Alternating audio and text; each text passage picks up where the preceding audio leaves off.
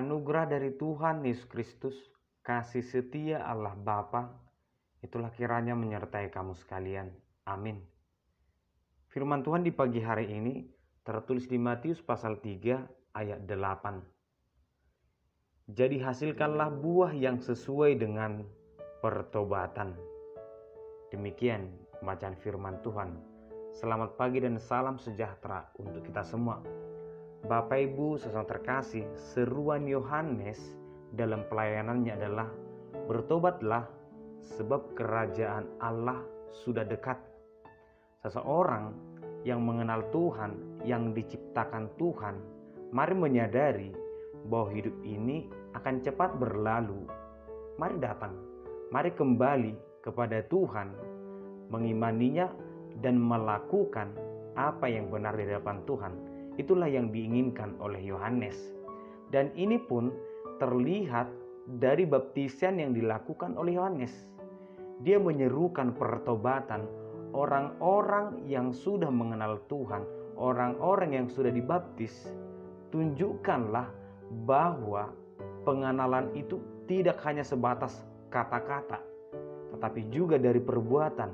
Pada saat yang bersamaan, orang Saduki dan Farisi datang ke hadapan Yohanes. Namun Yohanes tahu bahwa yang dipikiran orang Yahudi dan Farisi itu hanya sebatas pengakuan saja. Bahkan mereka berpikir karena mereka memiliki garis keturunan terhadap Abraham, seakan-akan itu sudah menunjukkan bahwa mereka adalah orang yang benar. Itu sudah menunjukkan bahwa mereka jauh lebih baik daripada orang lain.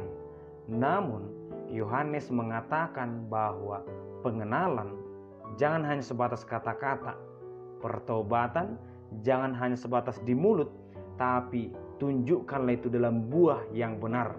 Demikianlah firman Tuhan berkata, hasilkanlah buah yang sesuai dengan pertobatan.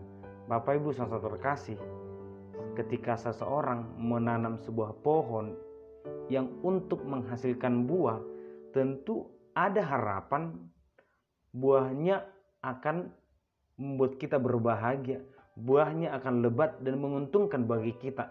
Namun kita akan kecewa jika pohon tersebut tidak menunjukkan bahwa dia akan berbuah. Mungkin kita akan menebang, mungkin kita akan melakukan cara yang lebih baik agar dia berbuah. Namun ketika itu pun tidak berhasil, kita pasti akan menebang.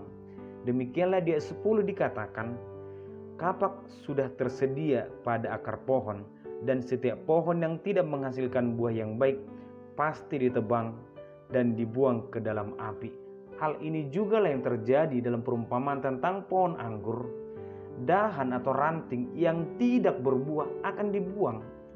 Demikianlah manusia yang mengatakan bahwa dia mengenal Tuhan, namun ternyata tidak berbuah, tidak menunjukkan perbuatan yang baik, pertobatan, perubahan dalam perbuatan, Tuhan tidak menyukainya.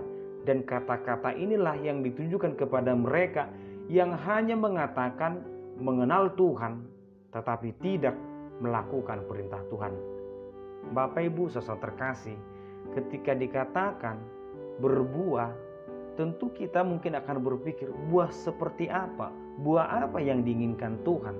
Jika kita merujuk ke Galatia 5, maka di sana ada kasih, sukacita, damai sejahtera dan sebagainya yang disebut dengan buah-buah roh. Mungkin bisa itu. Namun sangat jelas dikatakan dalam firman Tuhan, ketika sudah mengenal Tuhan, sudah percaya, tunjukkanlah itu, berbuahlah itu dalam perbuatan kita, nyatalah itu dalam kehidupan kita. Karena tidak mungkin seseorang yang mengatakan dirinya percaya kepada Tuhan, namun perbuatannya, perkataannya bertentangan dengan firman Tuhan.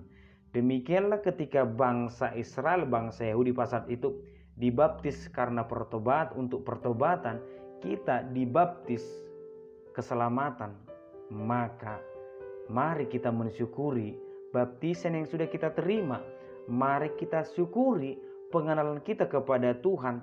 Namun tidak cukup hanya sebatas pengenalan, tapi harus terlihat dalam perbuatan. Demikianlah istilah yang sering kita dengar, orang berilmu itu belum tentu disenangi oleh semua orang. Tetapi orang yang berakhlak itu akan menjadi berkat bagi semua orang. Mengenal Tuhan itu tidak cukup, tetapi harus berbuah dalam perilaku, dalam perkataan. Tuhan memberkati kita. Amin, kita berdoa. Terima kasih Tuhan, di pagi hari ini kami mendengarkan firman-Mu. Berkati kami Tuhan, biarlah kiranya pengenalan kami membuahkan kebaikan, sukacita dimanapun kami berada. Terimalah doa kami dalam nama Yesus Kristus kami berdoa. Amin.